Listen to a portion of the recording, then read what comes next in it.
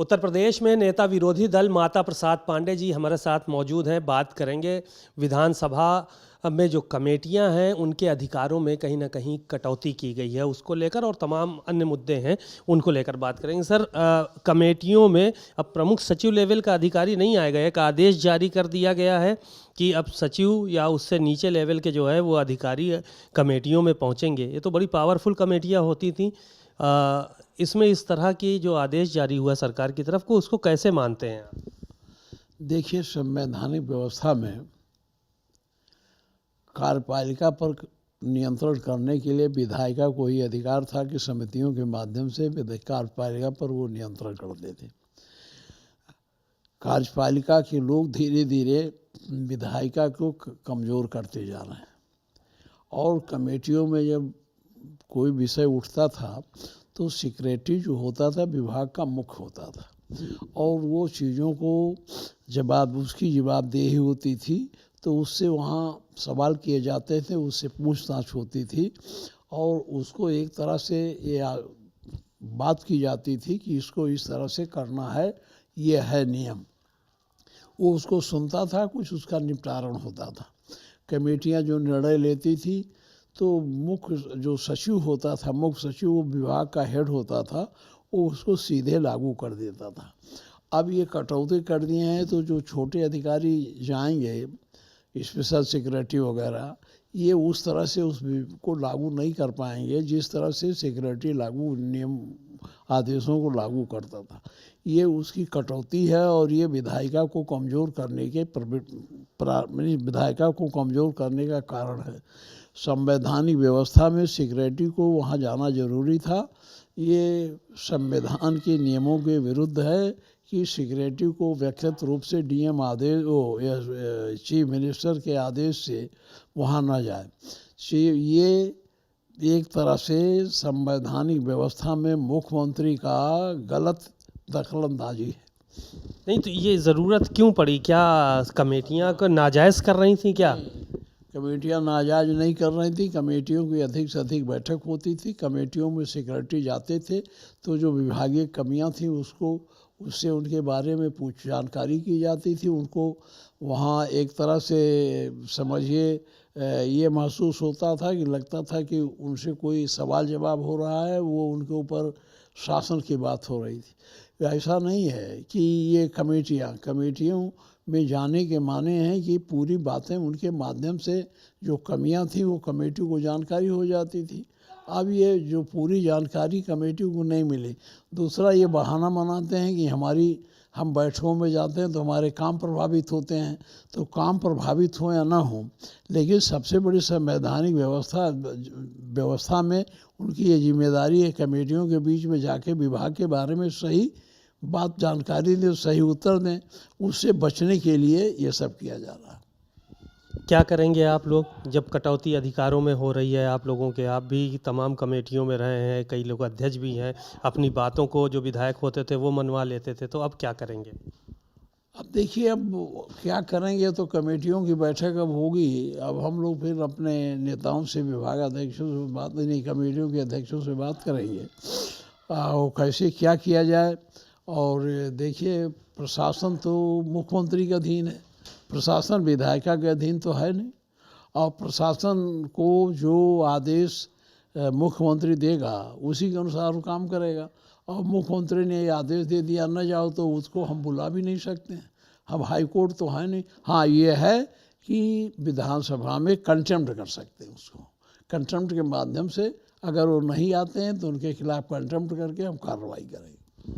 एक सवाल और था कि डिटेंशन कैंप जगह ढूंढ रहे हैं, तमाम ज़िला अधिकारियों को निर्देशित किया गया है। वो डिटेंशन कैंप कह रहे हैं कि जिस तरह से दिल्ली में डिटेंशन कैंप बने हैं, 1500 से ज़्यादा घुसपैठिए वहाँ पर पकड़े गए, चिन्हित किए गए, उनको रखा गया निगरानी में, वैसे ही उत्तर प्रदेश में भी हर ज़िले में डिटेंशन कैंप बनाए जा रहे हैं। और जो अस्पताल हैं पुराने या सरकारी इमारतें हैं, सरकारी ज़मीनें हैं, उनको चिन्हित किया जा रहा है। इस पूरे प्रकरण में आप लोग क्या मानते हैं कि सरकार ठीक कर रही है ये काम? देखिए, उत्तर प्रदेश में घुसपैठिए तो बहुत कम है, और दूसरे प्रांतों के लोग, जैसे हमारे यहाँ के लोग, उत्तर प्रदेश के लोग महाराष्ट्र जाते हैं, गुजरात जाते हैं। हमारे यहाँ के लोग तो केरल में भी काम करते हैं। तो वहाँ जो काम करते हैं वो उत्तर प्रदेश के हैं। और भारत के संविधान में ये मुझे अधिकार मिला हुआ है कि हिंदुस्तान के किसी कोने में जाकर हम रोज़गार प्राप्त करें। तो जो लोग यहाँ हैं, चाहे वो आसाम के हों, चाहे वो बंगाल के हों, चाहे वो कहीं, ये घुसपैठिए नहीं हैं, ये रोज़गार के खोज में यहाँ आए हैं। इसलिए यहाँ कोई घुसपैठिए नहीं है। और डिटेंशन कैंप बनाकर ये भय पैदा कर रहे हैं। और भय जो पैदा किया जा रहा है, लोकतंत्र को डर से नहीं चलाया जा सकता। लोकतंत्र को कमज़ोर करने की कोशिश है। और चूंकि भाजपा के लोग लोकतंत्र में विश्वास नहीं करते, इसलिए अनाप शनाप बातें हमेशा करते रहते हैं। ये सिर्फ भय का माहौल बनाना चाहती सरकार, ये कहना चाह रहे हैं आप, डिटेंशन कैंप बनाए? हाँ जी हाँ, डिटेंशन कैंप बनाकर लोगों में एक भय पैदा करने की बात हो रही है।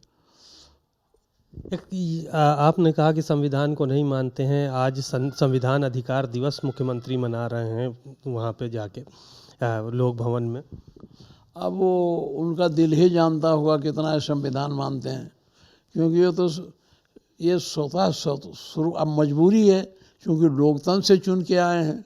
अगर 400 पा गए हो तो संविधान ही ठीक कर देते। 400 आया नहीं, इसके लिए वैधानिक तरीके से कर नहीं सकते। इनको इतना जन समर्थन नहीं मिला कि ये जो है हम संविधान बदल दें। इसलिए मन से तो संविधान, मन में कुछ है संविधान के लिए, उनके मन में क्या है ये तो वही जानते हैं। तो आपको भी यकीन है कि अगर ताकत में भारतीय जनता पार्टी ज़्यादा आ जाएगी तो संविधान बदल देगी, ये मानते हैं? मैं ये बिल्कुल मानता हूँ, क्योंकि इनका जो मुख्य उद्देश्य है वो हिंदुत्व है। और हिंदुत्व को लेकर के ये देश में एक तरह से इनका एजेंडा है कि हम हिंदुत्व को आगे बढ़ाएंगे और आगे ले जा कर के देश को संवैधानिक व्यवस्था से अलग करके हिंदू राष्ट्र बनाएंगे। तो जब हिंदू राष्ट्र बनाने की ये बात करते हैं इनके नेता लोग, तो इसका मतलब ये है कि यहाँ लोकतंत्र को ख़त्म करना चाहते हैं। तो जब लोकतंत्र नहीं रहेगा तो संविधान रहबे नहीं करेगा, तो लोकतंत्र आएगा कहाँ? इसलिए संविधान इनके सामने कोई मतलब नहीं। संविधान का कोई मतलब नहीं है, आप ये कहना चाह रहे हैं। और भी तमाम बातें थीं। एसआईआर के को लेकर भी बड़ा विरोध हो रहा है। कई एक जो बीएलओज़ हैं वो जान तक दिए दे रहे हैं, कुछ आत्महत्या किए ले रहे हैं। तो इतना दे दबाव है। आपके यहाँ ठीक चल रहा है सब? देखिए हमारे यहाँ भी है। बीएलओ बनाने में इन्होंने बड़ी वो की है। बीएलओ बना दिया शिक्षा मित्र को, तो चलो ठीक है। बीएलओ उन्होंने आंगनवाड़ी को बनाया, जो गांव में बैठ के वो बच्चों को पुष्टाहार देती हैं और सब देती हैं। आंगनबाड़ी को उन्होंने बीएलओ बना दिया। कम जानकार लोगों को बीएलओ बना दिया। इसलिए काम का दबाव उनके ऊपर बहुत होता है। फार्म भरवाना और फार्म का ऑनलाइन करना, एक दिन में मुश्किल से 40 या 50 फॉर्म ऑनलाइन हो पा रहा है। इनका सर्वर ठीक नहीं रहता, इसलिए वो दबाव में, दबाव के चलते जान दे रहे हैं। हाँ, दबाव के चलते जान दे रहे हैं। नहीं तो ये एसआईआर की जो प्रक्रिया चल रही है, इसको कैसा मानते हैं? क्योंकि निर्वाचन आयोग कह रहा है कि हम एक जगह पे नाम रखेंगे, सारी चीज़ें, इस तरह की बातें भी आ रही हैं निकल के। कह रहे हैं ये प्रक्रिया तो होनी चाहिए। देखिए ये प्रक्रिया पहले भी हुई है। 2003 में हम एमएलए थे तभी हुई थी। तो उस समय इतनी परेशानी नहीं थी जिस तरह से हो रहा। ये बीएलओ को दे देते, धीरे धीरे वो गांव में जा कर के देख करके बना के दे देता। अब इन्होंने तमाम फार्म में तमाम कॉलम बना रखे हैं, ये भरो वो भरो। अब जिसका नाम नहीं है, कट गया है। सबसे बड़ी दिक्कत तो फार्म 7 में आएगा जब नाम जोड़ने वाला, तो दुनिया भर का सबूत लाओ, ये लाओ। इससे लोग डरे हुए। आप बताइए, किसानों से पूछा जाता है तुम अपने माँ का, अपने बाप का जन्मदिन बताओ, डेट बनाओ, बर्थ डेट बनाओ, कौन बता पाएगा? अब वो बूढ़े बूढ़े बाप मर गए और ये लड़के भी बूढ़े हो गए, बर्थ डेट कोई जानता है गाँव का? केवल पढ़े लिखे लोग ही, जिन्होंने क्लास में अटेंड किया है, उनकी सर्टिफिकेट वही बर्थ डेट बता सकते हैं। सब किसान तो बर्थ डेट बता नहीं पाएंगे अपने बाप का, अपना तक तो बता ही नहीं पाएंगे, बाप को कौन का। तो ये जानबूझकर एसआईआर जो है विपक्ष को कमज़ोर करने की और विपक्षी वोटों को परेशान करने का इनका इरादा है, लक्ष्य। 27 की क्या तैयारी है? 27 में सरकार बना रहे हैं कि बिहार जैसा हाल होगा? नहीं, हमारा बिहार जैसा हाल नहीं होगा। हमारा संगठन है और हम ज़मीन स्तर से उठ कर आए हैं।